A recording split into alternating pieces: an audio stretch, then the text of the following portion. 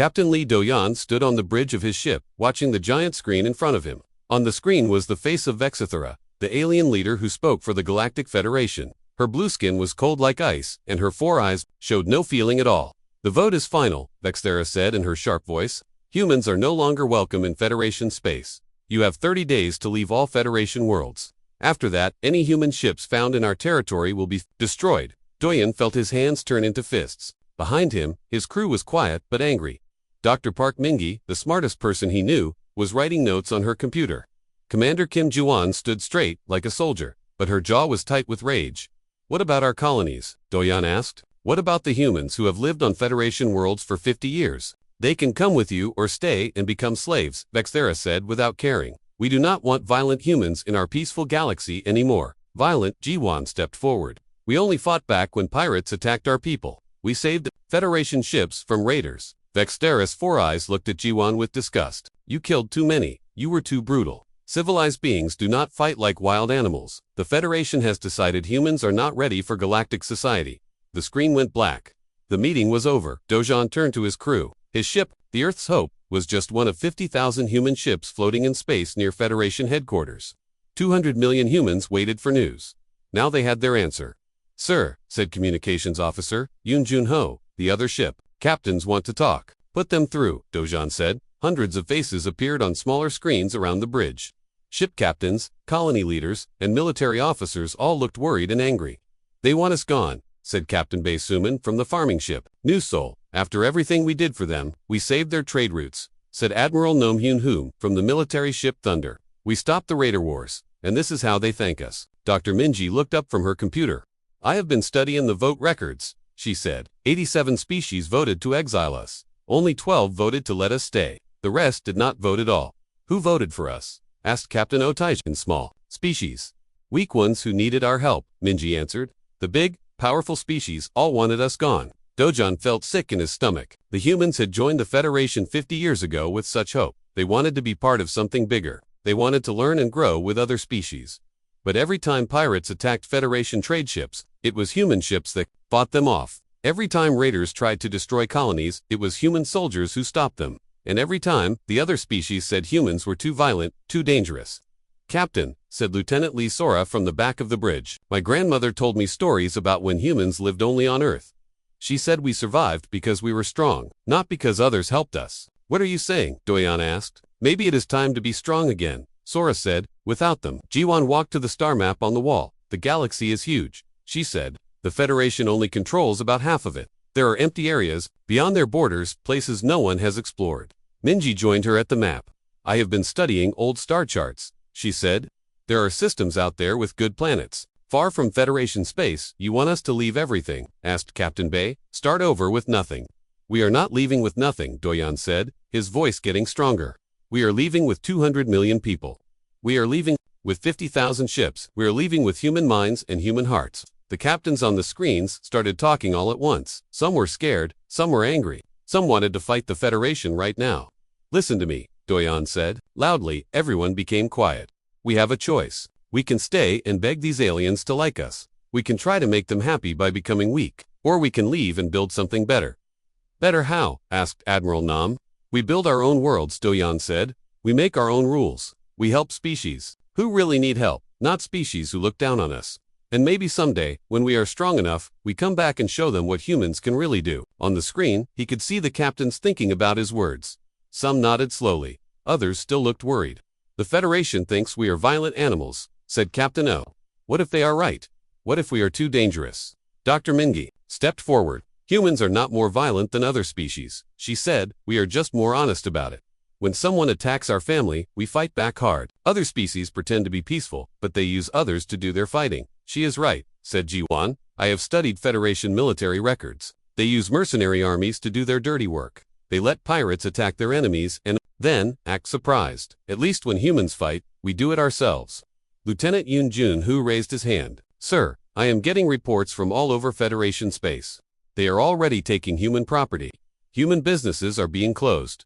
Human families are being forced to leave their homes." Do-yan felt his anger grow hot. "How long do we have?" "Most colonies can be ready to leave in 20 days, said Captain Bae. But some families have been on Federation worlds for 3 generations. They do not want to go. They can choose, Dojan said, but they need to choose fast. For the next 3 weeks, human ships traveled to every Federation world with human colonies. Some families chose to stay and hope for the best. Most chose to leave with the fleet. On the last day, Doyan sat in his captain's chair and watched the final human ships join the Exodus fleet. 50,000 ships of every size and type floated in space together. Farming ships, factory ships, military ships, hospital ships, and science ships. It was the largest fleet in galactic history. Sir, said Communications Officer Junho, Admiral, Nam wants to send a message to the Federation before we leave. Put him through to all ships, Dojan said. Admiral Nam's face appeared on every screen in the fleet. People of the Galactic Federation, he said in a clear, strong voice. You have decided that humans are not worthy of your company. You have called us violent, you have called us dangerous. You have exiled us from your perfect society. He paused and looked directly into the camera. Fine, we will go. But remember, this day. Remember that when pirates attacked your trade routes, it was humans who stopped them. Remember that when disasters struck your worlds, it was humans who came to help. Remember that you had the chance to have us as friends, and you chose to make us strangers instead. The message ended. The fleet began to move. Dr. Minji came to stand next to Doyan's chair. Where are we going, Captain? Dojan looked at the star map showing empty space beyond Federation borders. Far away, Doctor, far enough that they will forget we ever existed. And then, Doyan smiled, but it was not a happy smile. Then we show them what humans can build when nobody is watching. The great human fleet turned away from Federation space and flew into the dark unknown. Behind them, the galaxy continued its business as if nothing had happened. The Federation leaders were happy, the humans were gone, and now there would be peace. They had no idea what they had just created. 300 years had passed since the Great Exile, in the halls of the Galactic Federation. Nobody talked about humans anymore. The few aliens who remembered them at all thought they were all dead. Humans, Trade Minister Colverin laughed. As he counted his money, those violent animals died out long ago. Good thing to... The galaxy is much more peaceful without them. But Colverin was wrong. Very wrong. Far beyond Federation space, in a region called the Outer Territories, Admiral Cho Sunwoo stood on the bridge of his massive ship, the Hidden Sword. Around him, holographic displays showed hundreds of star systems. All of them belonged to humans now. Report, Sunwoo said to his officers. Colony ships have finished building the new cities on Hana Prime, said Commander Park Minseo. Population is now 50 million and growing. The mining stations in the Taiho system are producing more metal than we can use, added Lieutenant Kim Jina. Engineer Yoon-hana says we can build 1,000 new ships this year. Sunwoo nodded. The humans had been very busy during their 3 centuries of hiding. When they first arrived in the Outer Territories, they had only 50,000 ships and 200 million people. Now they had millions of ships and 20 billion people living on thousands of worlds. What about our scouts? Sunwoo asked. Captain Bei Minho stepped forward. He was the leader of the Ghost Squadron, the human ships that secretly watched Federation space. Sir, the Federation is getting weaker every year. Their economy is failing. Pirates attack their trade routes daily. 3 of their colony worlds were destroyed by plague last month. Did we help the plague victims? Sunwoo asked. Yes, sir. Scout teams delivered medicine and food. We made it look like the supplies came from a Federation charity group. Nobody suspected humans were involved. This was the new human way. For 300 years, they had secretly helped Federation citizens during disasters, floods, earthquakes, pirate attacks, diseases. Whenever people needed help, mysterious aid would appear, but nobody ever saw who brought it. Engineer Yoon-hana walked onto the bridge. She was the smartest human alive. Some people said her inventions had made the human fleet incredibly powerful. Admiral, the new stealth ships are ready for testing. Show me, Sunwoo said. Hana pressed buttons on her control pad. Outside the ship's windows, the space looked empty. But Sunwoo knew that 50 human warships were floating there, completely invisible. How do they work? Asked Commander Park. The ships bend light around themselves, Hana explained. They also hide their heat and block all scans. A Federation ship could fly right through our fleet and never know we were there. What about weapons? Sunwoo asked. Each ship has enough firepower to destroy a Federation battle group, Hana said proudly, but the weapons are designed to look like accidents. If we attack a pirate ship, it will seem like their own reactor exploded. Sunwoo smiled. The humans had learned much during their exile. They had studied every piece of alien technology, could find they had taken the best ideas from dozens of species and made them better. Now human ships were faster, stronger, and smarter than anything in the galaxy. Sir, said Communications Officer Lee Donghae, we are getting a message from historian Lee Sora. Lee Sora appeared on the main screen. She was an old woman now, but her eyes were still sharp. For 300 years, she had kept records of everything that happened in the galaxy. She remembered every species that had voted to exile humans. She remembered every cruel word that had been said. Admiral Sora said, "I have important news. The Federation is planning to attack the Vega colonies. They want to steal the food supplies." "Whose colonies?" Sun Wu asked. "The Klein. They were one of the 12 species that voted to help humans during the exile." Sun Wu's face became hard. The Klein were small, peaceful aliens who looked like blue teddy bears. They had been the only major species to speak up for humans during the exile vote. The humans had never forgotten this kindness. "When will the attack happen?" Sun Wu asked. "In 6 days," Sora said. "A Federation fleet of 200 ships will attack. The Klein only have 20 defense ships." "Not anymore, they don't," Sun Wu said. He turned to his officers. "Send orders to Ghost Squadron. I want 50 of our best ships at Vega in 4 days. Make sure they stay invisible."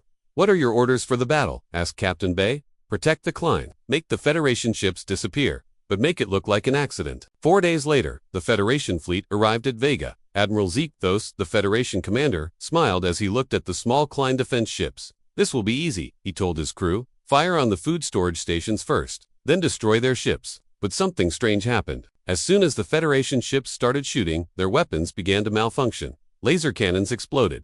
Missile tubes jammed. Reactor cores started overheating. "What is happening?" Zekthos shouted. "I don't know, sir." His engineer replied. "All our systems are failing at once." What Zekthos could not see were the invisible human ships surrounding his fleet. Each Federation ship had been quietly hit by human hacking devices. The devices looked like small meteors, so the Federation crews thought they were just space rocks. Within an hour, most of the Federation fleet was dead in space. The ships that could still move were running away as fast as possible. The Klein commander, General Nephalon, could not believe what he saw. "How did this happen?" he asked his crew. "Unknown, sir," his tactical officer said. "It looks like their ships just broke down." "Send a message to the Federation," Nephalon said. "Tell them we are grateful for their ... change of heart." Far away, Captain Bay watched the Federation ships retreat. "Mission complete, sir," he reported to Admiral Sun Wu. "The Klein are safe.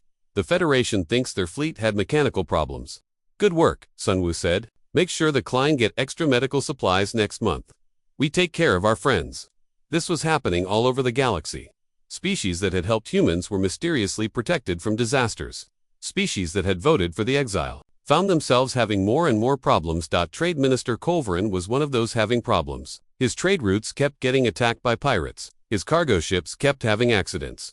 His space stations kept breaking down. "This is impossible," he yelled at his assistants. "Why is everything going wrong?" What Colverin did not know was that human hackers had been playing with his computer systems for years. Every time he tried to cheat someone or steal money, the humans made sure he failed. Meanwhile, in the deepest parts of space, human scientists were making a terrible discovery. Dr. Lim Hai-Zin, the lead researcher at Science Station Alpha, called an emergency meeting. "Admiral Sun Wu," she said through the communication system, "we have found something very bad in the dark space beyond our territory." "What kind of bad?" Sun Wu asked. "Ancient machines, sir, millions of them. They have been sleeping for thousands of years, but now they are starting to wake up." "What do they want?" "They want to eat everything, sir. Stars, planets, life forms, everything. We call them the Devourers." Sun Wu felt cold. "How long before they reach inhabited space?" "Maybe 50 years, if they wake up slowly. Maybe 5 years, if something wakes them up fast." "Does the Federation know about this?" "No, sir. And based on what we have seen of their military, they would not be able to stop the Devourers anyway." Sun Wu was quiet for a long time. The humans had spent 300 years building their strength and hiding from the galaxy. They had planned to stay hidden for at least another century, but now everything was changing. A threat was coming that could destroy all life in the galaxy. The Federation was too weak and too corrupt to fight it. Only the humans had the technology and the military power to stop the Devourers. "Send a message to all human commanders," Sun Wu finally said. "Tell them to prepare for full fleet activation. We may need to reveal ourselves sooner than planned." "Are we going to help the Federation, sir?" asked Commander Park. "After everything they did to us." Sun Hua looked out at the stars. Somewhere out there, his ancestors had been called violent animals and exiled from civilized space. But somewhere else out there, billions of innocent people were about to face a threat they could not imagine. "We are not doing this for the Federation," Sun Wu said. "We are doing this because it is right. Because this is what real humans do. We protect people, even people who hate us." In the darkness of space, ancient machines slowly began to stir. The galaxy's greatest test was coming. And the only ones strong enough to face it were the ones everyone had forgotten. The humans were done hiding. Soon, the galaxy would remember why they had been so afraid of humanity in the first place. But this time, the humans would not be the threat. This time, they would be the salvation. The emergency alarm rang through the Federation capital ship Glorious Dawn. Captain Velturus ran to the bridge as his ship shook from explosions. "Report," he shouted. "Pirate fleet, sir." His officer replied. 50 ships attacking the refugee convoy. From Alterus, we only have 10 ships to defend them. Velturus looked at his tactical screen. The pirates had surrounded 300 civilian ships full of families running from a plague. His small Federation patrol could not win this fight. "Send a distress call to all nearby ships," he ordered, but he knew nobody would come in time. Suddenly, his communications officer looked confused. "Sir, I am getting strange readings. Something big is approaching from behind the asteroid field." "Pirates reinforcements?" Velturus asked with fear. "No, sir. The energy signatures are ... different. Very different." On the main screen, space seemed to bend and twist. Then, like ghosts becoming real, 20 massive warships appeared from nowhere. They were sleek and silver, with designs unlike anything in Federation records. "Who are they?" Velturus whispered. The ghost ships moved with impossible grace. They flew between the pirate vessels like dancers, their weapons firing with perfect accuracy. Pirate ships exploded one by one, but not from normal weapons. The pirates' own reactors were overloading. Their missiles were turning around and hitting their own ships. In less than 10 minutes, the entire pirate fleet was destroyed. The ghost ships then moved to the damaged refugee vessels. Beams of golden light came from the mysterious ships, repairing holes in hulls and fixing broken engines. "Sir," the communications officer said with wonder, "the refugee ships are being healed, their food supplies are being restocked, their medical bays are getting new equipment. Try to contact the ghost ships," Velturus ordered. A voice came through the speakers. It was calm and spoke perfect Federation standard. "Federation, vessel, the civilians are safe. Continue your patrol." "Wait," Velturus called out. "Who are you? What is your name? What species are you from?" "We are Watchers. We help those who need help. That is all you need to know." The ghost ships began to fade away, becoming invisible. "Again, please wait," Velturus begged. "The Federation needs allies. We need help. Our military is weak. Pirates attack us every day." There was a long silence. Then the voice spoke again, and this time it sounded sad. "The Federation had allies once. You chose to send them away. Now you have us instead. We will protect the innocent, but we do not serve those who make bad choices." The ghost ships vanished completely. Velturus stared at empty space, his mind full of questions. This same scene was happening all over the galaxy. Whenever disaster struck, whenever innocents were in danger, the ghost ships would appear. They saved trade convoys from pirates. They brought food to starving colonies. They stopped slave traders and rescued their victims. But they never revealed who they were. On the hidden human station called Haven Prime, Fleet Admiral Han Yemen watched reports from across the galaxy. He was the supreme commander of all human forces, a job that had grown much bigger in recent years. "Admiral," said his aide, "Commander on Myray, the rescue operations are going well. We have saved over 2 million civilians this month. Any Federation attempts to track our ships?" Yemen asked several. "Sir, but our stealth technology is too advanced. They cannot follow us." Yemen nodded. For the past 5 years, human ships had been quietly saving lives across the galaxy. They used holographic technology to make their ships look different each time. They used voice modulators to hide their human accents. Nobody suspected the truth. "Sir," said Intelligence Officer Park Jihan, "we have an interesting development. A Zilani refugee named Nixandra has been asking questions about us." "What kind of questions?" "She was on a slave ship we rescued last month. She noticed that our rescue techniques were very ... human-like." Yemen raised an eyebrow. "How so?" "We did not just free the slaves, sir. We also tracked down their families and reunited them. We built them new homes. We gave them jobs." "She says only humans care about details like that. Where is she now?" "On Station Echo, sir. Ambassador Song Yeji is talking to her." Ambassador Song Yeji had a difficult job. She was the first human to speak directly with aliens in over 3 centuries, but she only talked to very special aliens, ones who might become friends. Nixandra was small, with purple fur and large golden eyes. She had been a slave for 15 years before the ghost ships rescued her. Now she sat across from Yaji in a comfortable room. "You are human, are not you?" Nixandra asked quietly. Yaji studied the small alien carefully. The truth was dangerous. If word got out that humans still existed, everything would change. But Nixandra had already figured it out. "Why do you think that?" Yaji asked. "Because only humans would have cared enough to find my children," Nixandra said with tears in her eyes. "The Federation would have freed us and left us homeless. But you built us houses.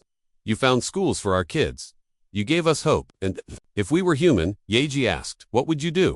"I would say thank you," Nixandra replied. "I would ask how I could help. The Federation abandoned my people when we needed them most. But humans, humans never abandoned anyone, did they? Yeji made a decision that would change history. No, she said.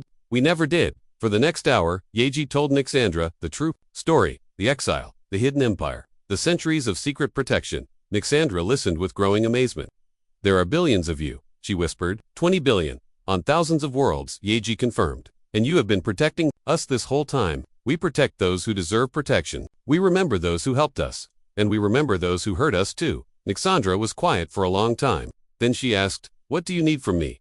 We need friends, Yeji said. Real friends. The galaxy is going to face a terrible threat. Soon when that happens, we will have to reveal ourselves. But we cannot do it alone. The Devourers, Nixandra said, I have heard whispers about ancient machines in the dark. Yeji was surprised. You know about them? My people are very old. Our legends speak of the hunger from beyond. Machines that eat everything. They came before, long ago. Only united worlds could stop them. Will you help us build those united worlds? Nixandra stood up and held out her small hand. I pledge my life and my people's lives to this cause. The humans protected us when no one else would. Now we will stand with humans when they need us. Over the next months, Yeji met secretly with leaders from a dozen species. All of them were aliens whose people had been saved by the ghost ships. All of them suspected the truth. And all of them were ready to help. General Kong Taiho was having the time of his life.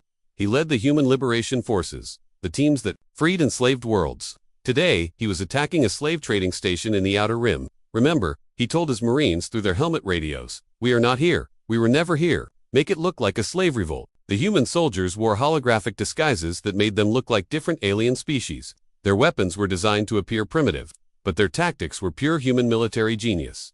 The slave station fell in 6 hours. 3,000 slaves were freed. The slave masters fled in terror, telling wild stories about a mysterious army that appeared from nowhere. But Taiho's proudest moment came when the freed slaves asked who had saved them. Following the plan, the human soldiers pointed to a young alien boy who had been very brave during the fight. He led the revolt, they said. He organized the resistance. He is your hero. The boy, confused but honored, became a symbol of hope for his people. He never knew that human soldiers had done most of the fighting. He just knew that somehow, the impossible had happened. This was the human way now. They saved worlds, but let others take the credit. They built heroes from ordinary people. They gave hope without asking for thanks. Back on Haven Prime, Admiral Yemen read reports from all over the galaxy.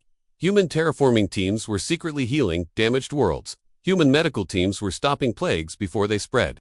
Human engineers were fixing broken space stations. Dr. Lim Hijin, the chief scientist, entered his office with troubling news. Admiral, the Devourers are waking up faster than we expected. My deep space sensors show movement in the dark regions. How long do we have? 2 years, maybe 3. And sir, there are more of them than we thought. Millions more. Yemen felt the weight of the galaxy on his shoulders. Soon, humanity would have to step out of the shadows. They would have to reveal their true strength, and the galaxy would finally learn what happened to the extinct humans. Contact all sector commanders, he ordered. Begin Operation Dawn Light. It is time to show the galaxy who the Watchers really are. Sir, Commander On asked, what about the Federation? They still think we are dead. Yemen smiled, but it was not a kind smile. Oh, they will find out. Soon enough, when the Devourers come, the Federation will beg for help from anyone who can fight. That is when they will discover that their saviors are the same violent animals they exiled 300 years ago. Will we help them, sir? After everything they did, we will help them, Yemen said, not because they deserve it, but because innocent people live in Federation space. Children who had nothing to do with our exile. We protect the innocent. That is what makes us human. In the darkness between stars, ancient machines stirred. Asterisk. Supreme Chancellor Morthic of the Galactic Federation stood on his balcony, watching the night sky. For the first time in his long life, he was truly afraid. The reports on his desk told a story of horror beyond imagination. The Devourers had arrived 3 days ago. The Outer Rim colony of New Desha had simply vanished. Not destroyed, vanished. The entire star system was gone, replaced by empty space. 12 billion people had disappeared in minutes. Chancellor, his aide whispered, the military council is ready for your address. Morthic walked slowly to the war room. Around the large table sat the Federation's greatest military minds. All of them looked terrified. Report, Morthic said, his voice shaking.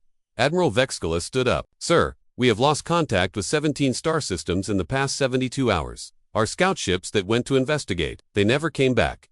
What exactly are we fighting? Morthic asked. Ancient machines, sir, they consume everything. Stars, planets, space itself. They convert matter into more of themselves. Our weapons do nothing against them. General Quindor activated the holographic display. This is footage from the Ultras system, recorded just before we lost contact. The display showed something that made everyone in the room gasp. Massive black shapes moved through space like living shadows. They were bigger than space stations, darker than the void between stars. As they touched planets, the worlds simply ceased to exist. How many are there? Morthic whispered. Millions, sir, maybe billions. They move as one mind, consuming everything in their path. What about our fleet? Admiral Vexcola looked down at his hands. We sent Battle Group 7 to engage them at Rigel Prime. 200 of our best ships. And, gone in 6 minutes. Sir, the Devourers absorbed our ships and made them part of their fleet. The room fell silent. Everyone knew what this meant. The Federation, the greatest military power in the galaxy, was helpless against this threat.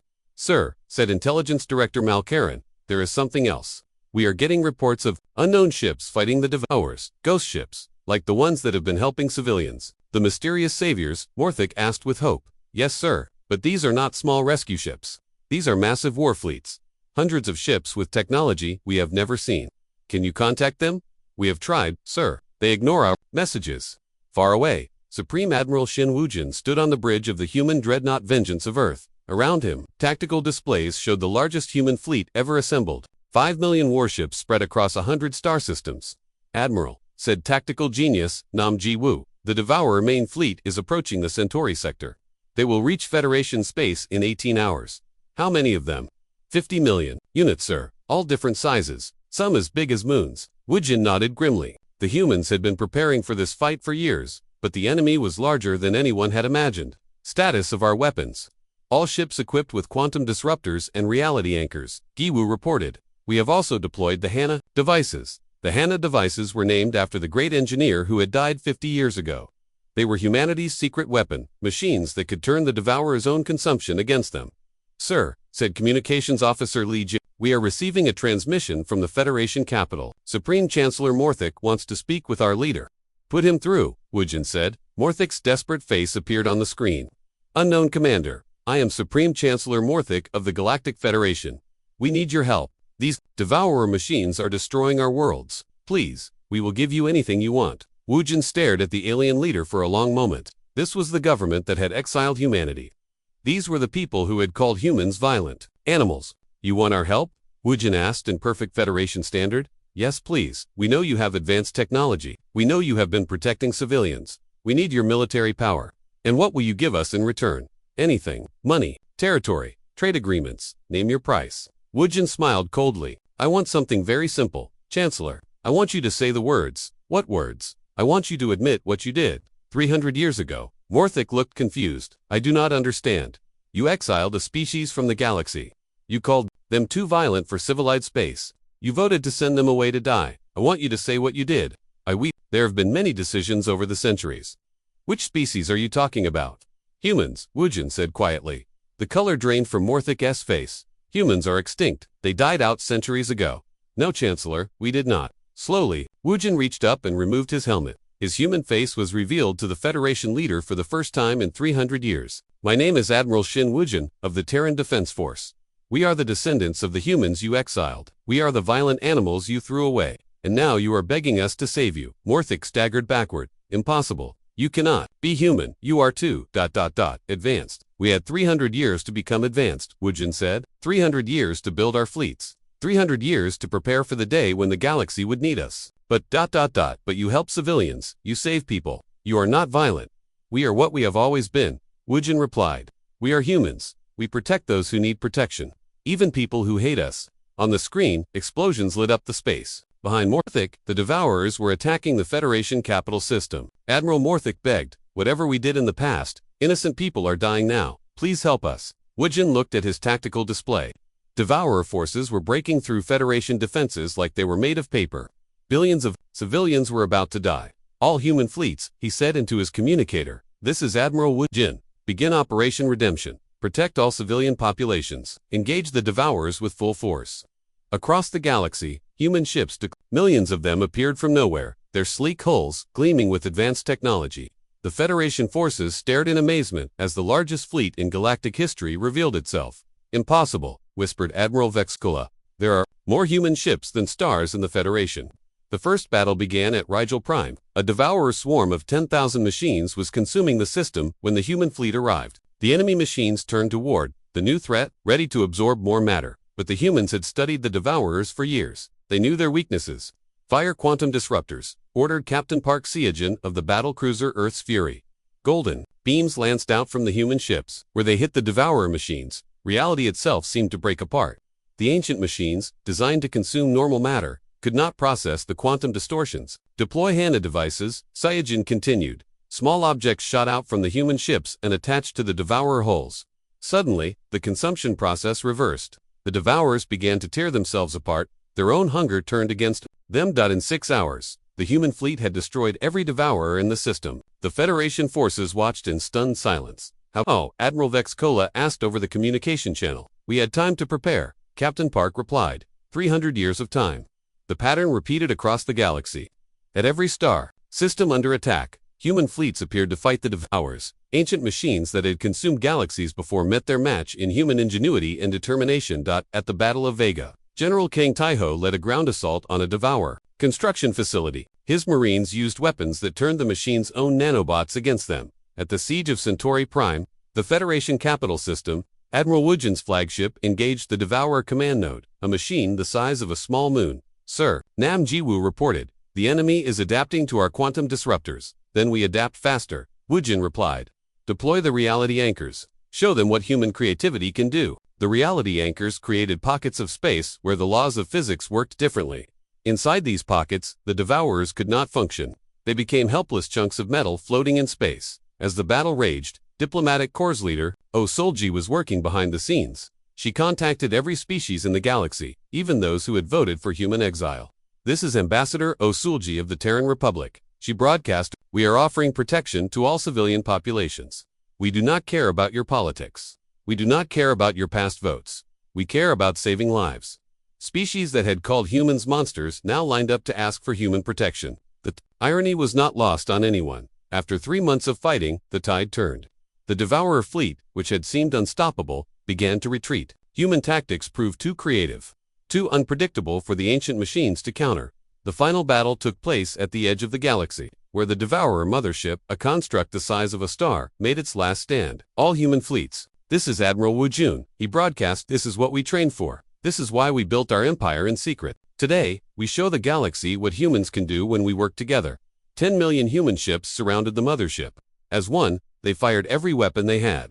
The ancient machine, older than most stars, finally died. In the aftermath, as the galaxy counted its survivors, one fact became clear to everyone. Humanity had saved them all. The species that had been called too violent for civilization had become civilization's protectors. The exiles had become the saviors, and everyone knew that the galaxy would never be the same again. 1 year had passed since the end of the Devourer War. In the grand hall of what was once the Federation Parliament, a new flag hung from the ceiling. It showed a blue planet surrounded by stars, the symbol of the Terran Galactic Republic. Galactic. Emperor Ru Minjin sat at the head of the council table, reading reports from across the galaxy.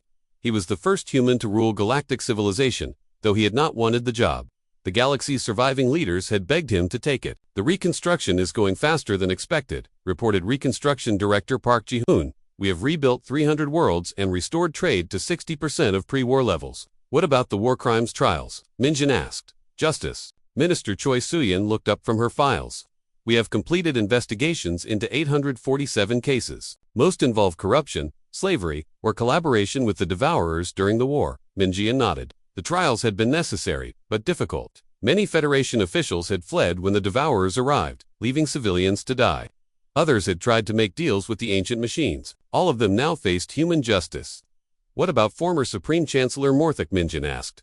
His trial begins next week, Seoyen replied. The charges include abandonment of duty, conspiracy to commit genocide, and crimes against humanity. The irony was not lost on anyone. Morthok, who had once considered humans too violent for civilization, was now being tried by human courts for being too violent himself. Cultural Ambassador Li Ariam entered the hall with a smile on her face. Emperor, I have good news from the education sectors. Over 50 species have requested human teachers for their schools. What do they want to learn? Minjin asked. Everything. Ariam laughed. Human science, human philosophy, human military tactics. Most importantly, they want to learn human ethics. This was perhaps the strangest change in the galaxy. The species that had once called humans barbaric, now wanted to become more like humans. They had seen how humans protected the innocent and helped the weak. They wanted to understand this behavior. "Sir," said Communications Officer Kim Sunho, "we have a visitor requesting an audience. It is Nixandra, the Zilani representative." "Send her." And Minjin said Nixandra entered the hall, but she was not alone. Behind her walked representatives from dozens of species, all of them aliens whose people had been saved by humans during the war. "Emperor Minjin," Nixandra said with a bow, "we come to offer our eternal gratitude. Our worlds are free because of human sacrifice. Our children live because humans chose to protect them." "You do not need to thank us," Minjin replied.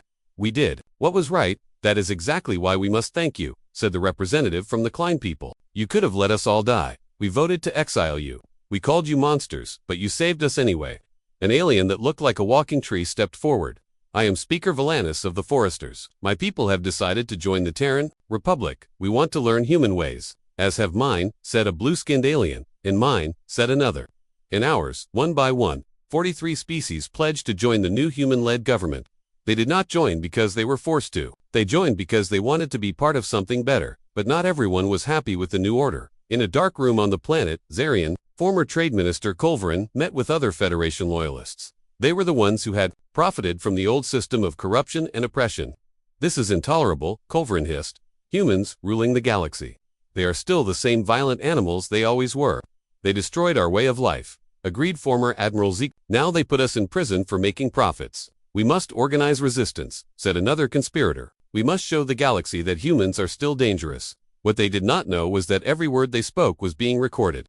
Human Intelligence Services, led by Director An Jiho, had been watching all Federation loyalists since the war ended. "Should we arrest them?" asked Intelligence Officer Lee Daeho. "Not yet," Jiho replied. "Let them gather all their friends first. Then we take them all at once." The next morning, Culverin woke up in a prison cell. So did 300 other conspirators across the galaxy. The Human Intelligence Network had been watching them for months. Justice Minister Seoin visited Culverin in his cell. "You are charged with conspiracy to commit terrorism and incitement to violence.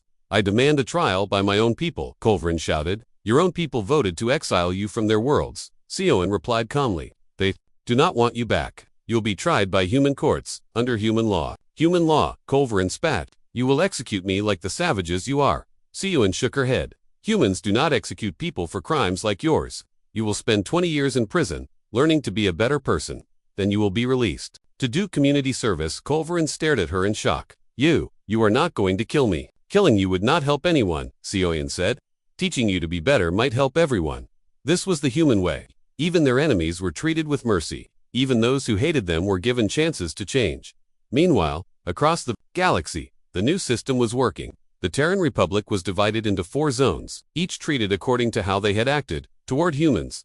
The core worlds were planets where humans lived, along with species that had always been friendly to humanity. These worlds had full rights and the best technology. The Allied territories included species that had helped humans during the war or had been neutral during the exile. They had most rights and received protection and aid.